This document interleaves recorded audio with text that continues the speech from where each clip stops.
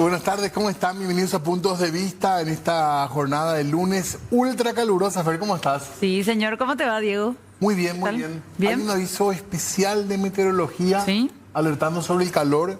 Esta mañana las temperaturas se pronosticaban en torno a los 40 grados.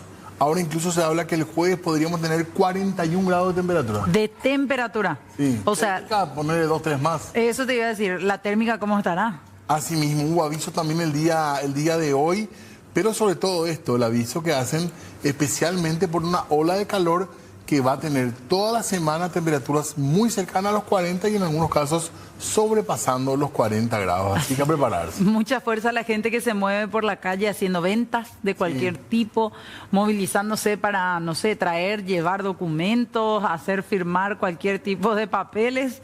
Porque quizás ellos y además los trabajadores en sí, informales como se les llama, también van a sufrir bastante. Y también el trabajo en construcción, complicado. Sí. Bueno, y después algunos trabajos en particular que tienen fuego de por medio, no imaginamos lo difícil que es. Así que mucha fuerza para la gente porque va a ser demasiado calor realmente. Y hay muchas noticias, realmente ha sido un fin de semana en el que no paró la información. Uno de los casos, el que ya estaban hablando con Julio ahora, la búsqueda de este niño Tobías, en medio de muchas cuestiones que surgen como temas, digamos, vinculados al caso, más allá de la desaparición del niño, lo que tiene que ver, por ejemplo, con infraestructura y cómo están nuestras ciudades en general para estos fenómenos de tiempo que no son raros en Paraguay, pero que muchas veces parece que nos toman de sorpresa. Sí, y cada vez más me parece incluso, porque constantemente cuando se viene una lluvia grande, un temporal importante, por más de que, como decíamos con Julio, dura poco tiempo, cae mucha cantidad de agua en cuestión de hora y media, una cantidad importante de milímetros de agua caída, como fue el caso del día viernes pasado, y ya estamos viendo ciudades y ciudades, principalmente el último temporal, la última tormenta que afectó de manera severa a Asunción, pero más otra vez al departamento central. Así mismo, y tenemos que preguntar un poco sobre esto y ver sobre todo qué se puede poner como tema para exigir también a las autoridades que se pongan al día, como está pasando el clima, como está pasando con el clima. Las ciudades evidentemente necesitan más infraestructura. Exactamente, ¿de qué tipo es la pregunta, verdad? Por eso ya queremos saludar a nuestro invitado de esta noche que nos acompaña, en este caso a través de una videollamada, el ingeniero Hugo Ruiz. Él se desempeña como consultor en el sector privado, es también vicepresidente del Centro Paraguayo de Ingenieros. ¿Cómo le va, ingeniero? Gracias por atendernos. Le saluda Fernanda, estoy aquí con Diego. Muy buenas tardes, noche casi, Fernanda y Diego. Un placer saludarles. Estoy atento a las consultas. Gracias, ingeniero, por atendernos. Tenemos que estar acostumbrados a esto. ¿Es algo que no se puede evitar o hay algunas sugerencias que hacer en general, digamos, primero ingeniero, cuando vemos estas jornadas de raudales impresionantes, en algunos puntos bien identificados en Asunción y en Central también podemos decir? Mira, hemos notado con el transcurrir de los años que se han presentado, ustedes ya lo han dicho muy bien, precipitaciones muy intensas en un periodo de tiempo relativamente corto, que por un lado no permiten un escurrimiento rápido, adecuado de los llamados raudales, o decimos técnicamente las avenidas o láminas de agua en la superficie. Ocurre que, por un lado, incluso en ciudades ya con una infraestructura pluvial importante, estas precipitaciones, así en tiempos cortos y de mucha intensidad, han sobrepasado las capacidades de estas infraestructuras. Una cuestión no menor es el hecho de que en las ciudades, principalmente en las áreas más urbanas, el suelo va siendo cada vez más impermeabilizado por la cobertura de las edificaciones y también por la propia pavimentación de las calles. Entonces, eso hace que lo que en otros tiempos, con una lluvia aún importante, el suelo absorbiera, hoy ya no se presentan las mismas condiciones. Sí es de destacar la necesidad de la construcción de sistemas de desagües pluviales que puedan responder a esta situación climática que se presenta. Nosotros cuando proyectamos un sistema de drenaje pluvial, un sistema de alcantarillado pluvial, consideramos lo que denominamos un tiempo de recurrencia de las precipitaciones importantes. Ese tiempo de recurrencia varía, y en la medida que va tomándose plazos más largos, de 20, 50 o 100 años, las precipitaciones que consideramos son de mayor intensidad y obviamente de mayor volumen. Ingeniero, ahí sí. Quiero parar un poquito. ¿Cómo es ese tema de la recurrencia? ¿Cómo podemos explicar de una manera fácil para que entendamos quienes no somos ingenieros o no estamos en esa área de la construcción civil? Me parece oportuna tu interrupción. Llamamos tiempo de recurrencia el lapso que transcurre para que se repita un evento, en este caso, de precipitación de cierta intensidad. Entonces, cuando los plazos que consideramos son más extensos, entonces consideramos volúmenes más importantes. Pero ello también lleva a que tengamos que dimensionar las redes pluviales también de tamaños mucho más grandes. Claro. Estas obras de infraestructura son de por sí costosas y en la medida que estas obras son de mayor magnitud, serán obviamente mucho más caras. Se suelen tomar tiempos prudentes de 20, 25 años para poder hacer un análisis y plantear una solución que pueda responder a las necesidades y también a la disponibilidad de recursos. Ahora, si hacemos un pequeño recorrido histórico, el tema pluvial ha sido un tema que no ha tenido precisamente una institución que tomara como responsabilidad suya directamente. En tiempos que existía Corposana, sí. Fue la primera institución que en el microcentro de Asunción construyó un sistema de drenaje pluvial, pero posteriormente, cuando se actualiza la ley orgánica municipal, se le otorga la responsabilidad y a los municipios en cuanto a lo que llamamos los microdrenajes o, en otros términos, los desagües pluviales en las áreas urbanas de las ciudades. En algunos casos, el Estado paraguayo como tal y representado por el Ministerio de Obras Públicas asume algunas obras pluviales en cursos de agua, principalmente arroyo, que atraviesan más de una ciudad. Vamos, por ejemplo, al caso del arroyo Lambaré. El arroyo Lambaré nace en Asunción, va cruzando la ciudad de Lambaré y desemboca nuevamente en la zona próxima al Bañado Sur, otra vez en Asunción. Entonces, hay soluciones que abordó el Ministerio de Obras Públicas de protección de márgenes, principalmente de ese arroyo Lambaré. Eso para entender de que, por un lado, hay una responsabilidad municipal en cuanto al drenaje pluvial, pero hay casos también en que el Estado asume, por la envergadura de los costos de estas obras, la ejecución parcial de esas obras. Ingeniero, perdón, sí. una cosita nomás, porque lo dijo al comienzo de la charla, cuando usted hablaba de que, creo que haber entendido de esta manera, que se pavimenta mucho y que, a diferencia, supongo, del empedrado, el asfalto tiene otra conducta, digamos, el agua con respecto al asfalto.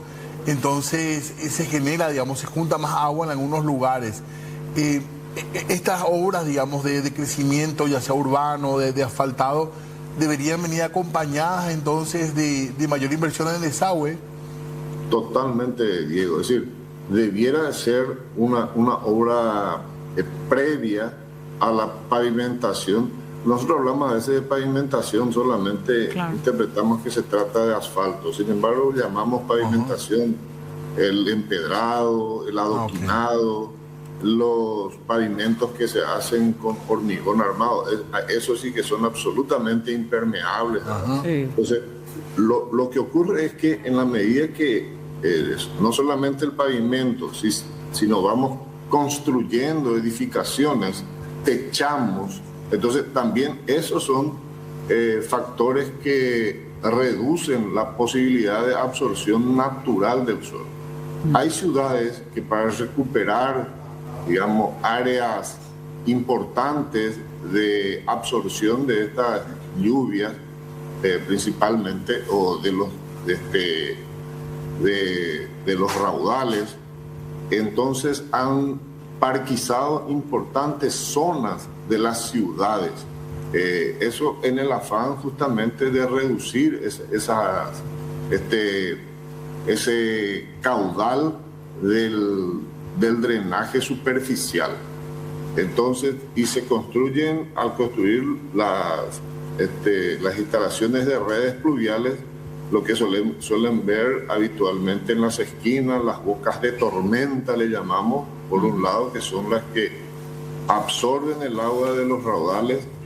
Hoy día se está aún más, se está incorporando las rejillas que son transversales a la ruta, a la calle, que permiten también recibir el agua y conducir eso hacia puntos de descarga propiamente, que son los arroyos y los ríos. Claro, pero lastimosamente ese tipo de obras no los vemos tanto en zonas incluso barriales, porque hoy en día lastimosamente hay que hablar crudamente, ingeniero, y decir, vemos todos el asfalto como sinónimo de progreso, y un candidato, el que quiere hacer el recutú en su ciudad, rápidamente empieza a asfaltar toda calle que encuentra en todas partes, en cualquier cuadrita de cualquier barrio de ciudades, varias principalmente. Eso se puede ver en el departamento central, y el vecino queda feliz porque su calle está asfaltada,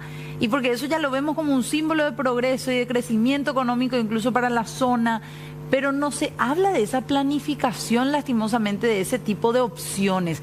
¿Qué se puede hacer cuando vemos ya, ingeniero, que ya hay ciudades completas en donde una gran parte de sus calles están todas asfaltadas como tal, pero sin desagüe fluvial? ¿Cuál es el siguiente paso si la obra ya está, por ejemplo? Bueno, si me permiten, voy a desviar un poquitito el tema, porque quiero referir a otra cuestión que es muy, muy análoga a esta, ¿verdad? Sí. Una infraestructura de agua potable, necesariamente la gente aplaude porque es una necesidad imperiosa contar con el recurso, ¿verdad? Sin embargo, vinculado a ello, tendrían que construirse los desagües cloacales. Sí. Esos desagües cloacales en nuestro país tienen índice de cobertura muy bajo. En agua estamos del orden del 90%, en agua potable, pero en alcantarillado cloacal no sobrepasamos el 17% por redes. Y convertimos todos nuestros patios en puntos donde construimos pozos ciegos, por ejemplo. Y eso contamina las napas de los acuíferos. ¿Por qué voy a esa referencia? Porque tanto el desagüe cloacal como el pluvial constituyen obras generalmente que se hacen naturalmente bajo tierra. Sí. No se visualiza. Una cuadra de empedrado obviamente es realmente muy llamativa y la gente aplaude y visualiza esa obra. Las otras generalmente no se visualiza, y es muy posible que por ello es que no se ha dado prioridad a estas obras que sí son fundamentales. O sea, volviendo a la consulta, lógicamente, si ya las calles están pavimentadas, no queda otra alternativa que hacer un proyecto serio de desagüe pluvial, romper obviamente el pavimento construido y luego reponerlo, ¿verdad? Pero en la medida que va transcurriendo el tiempo y nuestras áreas urbanas se van ocupando cada vez más estos fenómenos que se presentan, que son naturales e imposibles de que nosotros controlemos, van a afectar seriamente nuestros bienes, van a afectar nuestro desplazamiento y relacionado con ello, digamos, perderemos horas de trabajo, horas de clase, dificultades para llegar a hospitales cuando tenemos un enfermo en una ambulancia. Entonces, lo que hay que hacer en concreto es tomar conciencia de la necesidad de esta infraestructura y avanzar sobre programas importantes para su implantación. En el año 2015, el Banco Interamericano de Desarrollo, a través de una cooperación no reembolsable, contrató a unas firmas japonesas de consultoría, la Nippon Koei, y elaboraron un plan a nivel nacional de drenaje pluvial. Lamentablemente, el plan, bien terminado, con mucha profundidad de análisis, queda sin que las instituciones realmente tomen las acciones necesarias para ejecutar estas obras. En aquel entonces, 19 ciudades importantes, tanto el área metropolitana como otras, como Ciudad del Este, Encarnación, Pedro Juan Caballero, Villarrica, Coronel Oviedo, Caguazú, estuvieron dentro de ese análisis y había una estimación de más de 1.500 millones de dólares necesarios para dotarlos de esta infraestructura. Entonces ven ustedes que son obras costosas. ¿Y quién debería liderar esto, ingeniero? ¿Es el MOPC el que debería liderar este plan nacional, supongo? Sí, y de hecho la institución que ha recibido ese documento y fue la Dirección de Agua Potable y Saneamiento del Ministerio de Obras Públicas. Repito, como es fundamentalmente desde el punto de vista jurídico, competencia de las municipalidades, el ministerio es un coadyuvante para ellos, pero sí hay que tomarlos con mucha seriedad hoy en día y abordar esta problemática desde el propio gobierno central, quizá a pesar de que lógicamente existen limitaciones hoy día para la gestión de préstamos internacionales.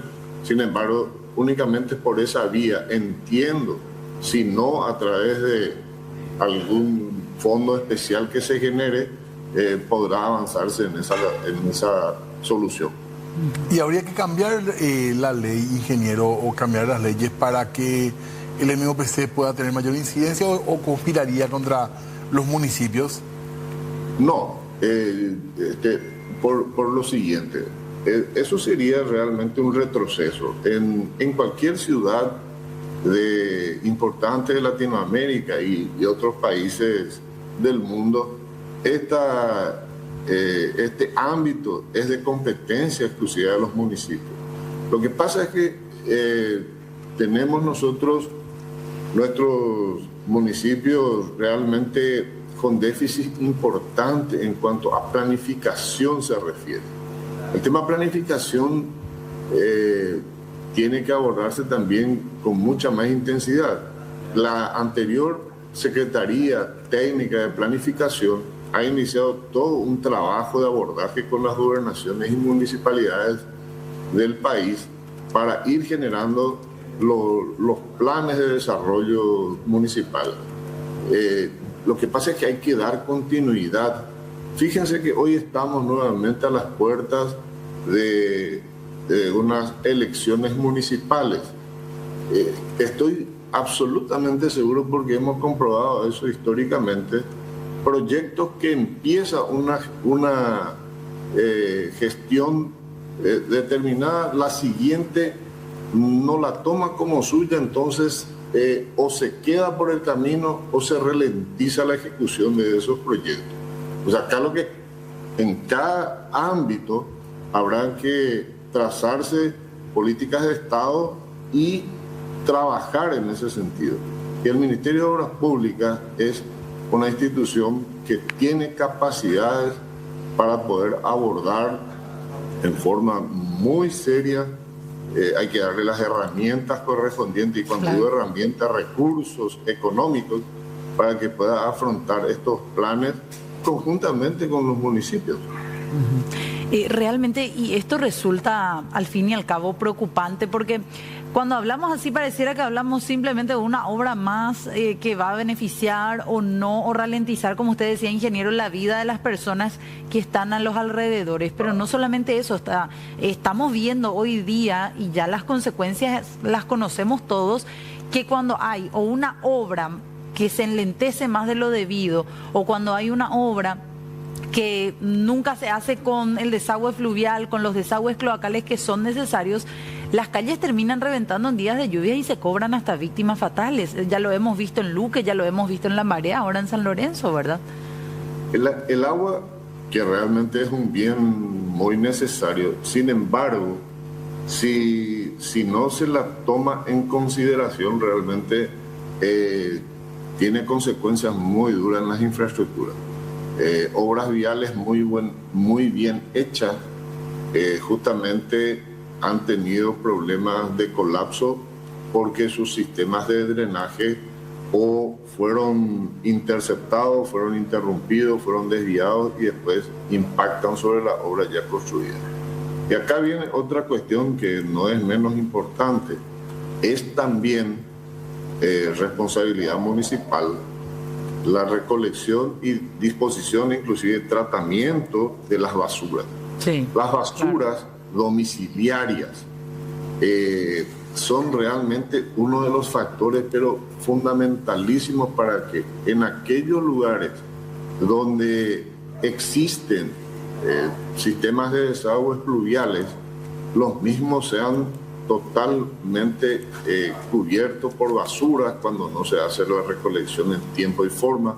La gente no toma conciencia y arroja a los raudales sus basuras en días de lluvia, y eso consecuentemente si llega a los cursos de agua, a los arroyos, realmente esos arroyos no solamente se contaminan, sino se taponan, y en consecuencia se producen inundaciones inesperadas. Barrios que están lamentablemente también construidos en áreas que eran habitualmente de inundación de los arroyos o ríos, realmente se llenan de basura. Sí. Y en este evento tan lamentable que estamos siguiendo todo, de la desaparición de este niño en San Lorenzo, ustedes habrán visto en las imágenes cuando se recorre el arroyo Tayuazapé, sí, hay tramos llenos de basura. Sí. Y eso, fíjense, si ustedes recorren el área metropolitana de Asunción y Asunción mismo, van a encontrar que los cursos de agua están cargados con basura. Sí. Eso habla muy poco de nuestra conciencia ciudadana, de nuestro interés sobre el medio ambiente, y por fin poco interés sobre nosotros mismos, porque más temprano que tarde estos hechos nos afectan a todos, principalmente en la salud. Ingeniero, que estemos hablando todavía, porque usted hizo mención a esto y sabemos que es una realidad todavía de mucho uso en nuestro país, que estemos hablando todavía de pozos ciegos, ¿qué reflexión merece? ¿Está mal esto? ¿Es una forma, digamos, culturalmente aceptable? ¿O realmente es ya muy arcaico y conspira contra el medio ambiente ese sistema? Mira, lo último que dijiste, yo suscribo totalmente. Son sistemas arcaicos, lamentablemente de un uso muy extendido en nuestro país. Sí. Pero les grafico así muy simplemente. ¿Qué es un pozo ciego? Es una cámara que recibe los desechos de las aguas cloacales de una vivienda, de un edificio, de lo que fuere. Como no se cuentan con redes para recolectar, transportar y posteriormente tratar ese efluente, entonces necesariamente se los dispone en esas fosas.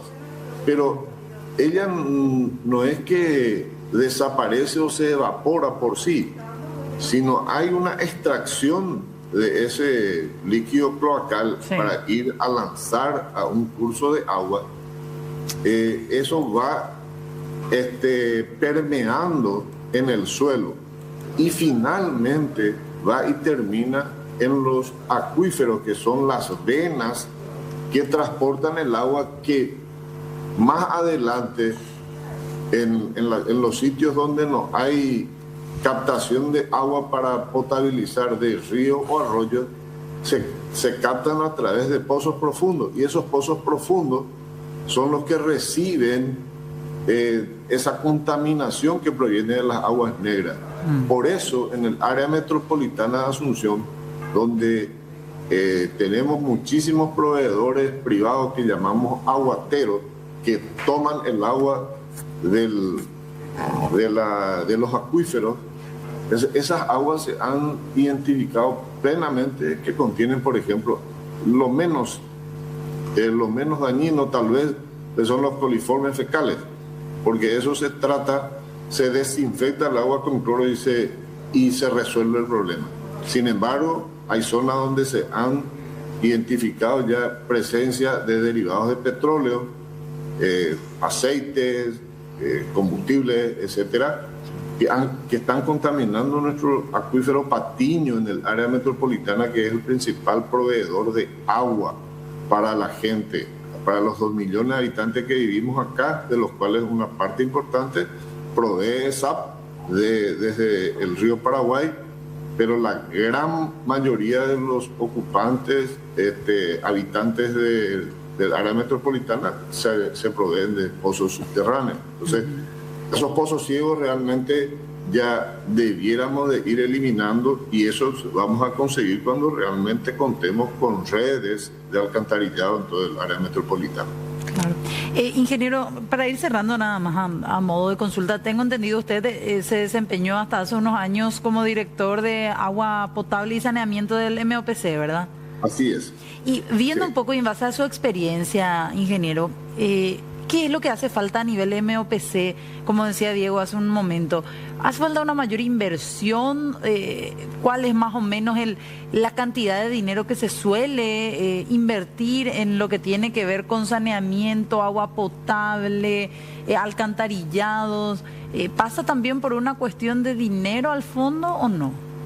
Pero mire, sin ninguna duda, la falta de disponibilidad de recursos es fundamental, ¿verdad? Ahora, ¿y cuánto es necesario, cree usted? Voy a hablar de saneamiento, sí, que es un tema muy, muy importante. Hoy día el Ministerio de Obras Públicas dispone de aproximadamente 600 millones de dólares para ejecutar obras de saneamiento en la zona del área metropolitana, las cuencas de Lambaré, Mariano Roque Alonso, en Ciudad del Este, parcialmente Ciudad del Este, y también la instalación de una nueva planta de agua potable en Ciudad del Este, y 4 ciudades que llamábamos intermedias, que son Carapeguá, Santa Rita, San Ignacio, que están hoy día ya con obras en ejecución. Esos son 600 millones. Pero para llegar a índices importantes de cobertura, tanto de redes como de tratamiento de efluentes, realmente los montos necesarios orillan los 3.000 a 3.500 millones de dólares. En cuanto a pluviales, les anticipaba de que ciudades más importantes del país, en aquel análisis que hacía la Nippon Koei, hablaba de 1.500 millones de dólares. Es decir, todo lógicamente va y desemboca en recursos económicos. Lo que pasa es que el saneamiento en sí no es un ámbito muy apetecible para la participación privada, público-privada, porque si eso fuese así, realmente hubiese sido una opción muy interesante para ingresar en ese esquema que hoy el gobierno está propiciando. ¿Por qué les digo que no es muy apetecible? Porque los niveles tarifarios de agua y saneamiento son extremadamente bajos, están muy subsidiados en nuestro país. Y subsidiado lo digo entre comillas porque realmente las entidades como SAP que proveen agua y alcantarillado a áreas, por ejemplo, más vulnerables como son los bañados y otros sectores, no reciben propiamente el subsidio que debiera para poder seguir manteniendo su esquema de cobertura. Este es un tema apasionante. Y es muy caro, perdón, ingeniero, ¿verdad? El trabajo son muy caros estos trabajos, además tengo entendido. Sin ninguna duda, Diego. Discúlpenme, yo puedo extenderme con ustedes mucho tiempo, sé que es muy limitado. Para mí es un ámbito que realmente me gusta muchísimo. Pero en este breve comentario que estamos haciendo, yo creo que puede notarse que necesitamos urgentemente inversiones mucho más importantes, tanto en saneamiento como en el tema de desagües pluviales. Está apenas en sus inicios acá en Paraguay. Sí. Ingeniero, gracias por el tiempo y la paciencia también para explicarnos también la situación, y tendremos que seguir charlando porque el tema da para mucho más. Mira, Diego, Fernanda, para mí es una satisfacción haber recibido la invitación de usted y estoy a disposición cuando guste. Gracias. Lo esperamos también acá en piso al ingeniero seguramente en algún otro momento, porque al fin y al cabo sí es un problema de planificación, un problema, decíamos también, de costos y por sobre todo de esa construcción que se hace muchas veces, esas obras que se hacen sin pensar en esa planificación a fondo, ¿verdad?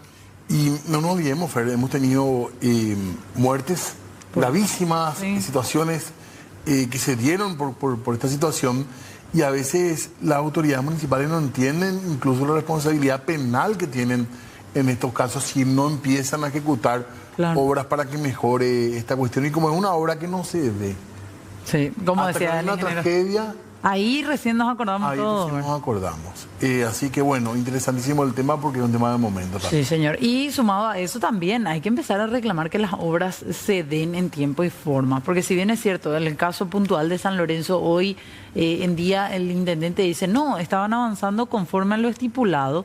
Los vecinos dicen lo contrario. Los vecinos dicen, hace 2, 3 años está esta obra que avanza a paso lentísimo, y hoy estamos lamentando que un niño que iba por esa zona, independientemente de cualquier otro factor externo que la gente vaya a mencionar también, y que es válida la opinión de la gente, pero fuera de eso no hay que dejar de lado el hecho de que si dicha obra se terminaba rápido, bien, pero rápido o en forma o de una forma un poco más oportuna, por lo menos con las señalizaciones y con las protecciones, con las medidas de protección a los costados, otra quizás podía haber sido la historia.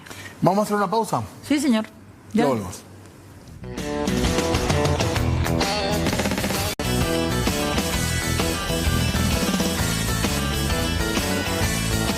Seguimos en Punto de Vista, Fer, con novedades también, podemos decir, judiciales, pero también políticas. Claro, con trasfondo al fin y al cabo político. En el caso de Metrobús, en los últimos días se conoció la imputación por lesión de confianza al ex ministro de Obras Públicas y Comunicaciones, Arnoldo Vins, quien también, hay que recordar, ya se ha lanzado como precandidato presidencial.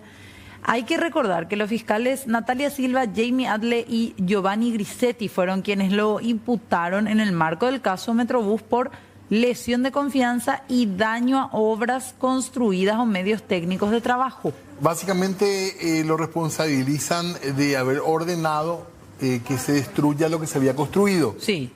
Es una parte, digamos, de esta imputación. Parte de la imputación, sí. Y que decían, hay suficientes elementos para mencionar que hay auditorías en las cuales se indicaba que la obra estaba con un avance del 40% y que recomendaban, de hecho, no cancelar todo el trabajo. Sin embargo, él había tomado esa decisión. Es lo que argumentan desde el Ministerio Público para sostener la imputación, entre otros motivos más.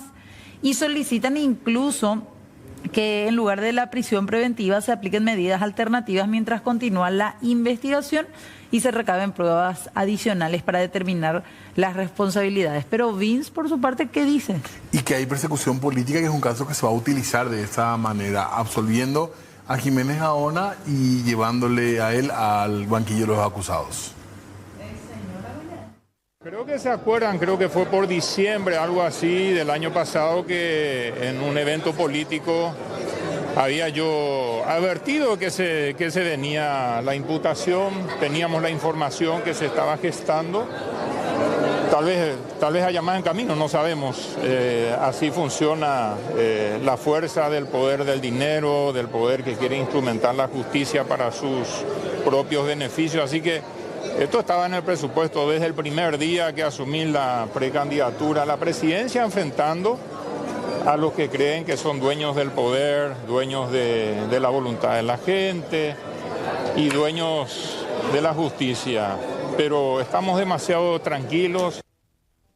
La primera nota que leo como ministro es la nota de la suspensión de obras acompañada de un dossier de cerca de 150 páginas en las cuales querían exigir al Ministerio de Obras Públicas, al Estado paraguayo, pagarles aproximadamente 22 millones de dólares, era el monto en aquel momento, al cambio de ese momento, para poder hablar de reanudar y continuar las obras. Obviamente, después de una minuciosa investigación y análisis de esa carpeta, la mayoría de los reclamos no correspondían a ser pagados. Cuando asumo como ministro, la obra estaba parada.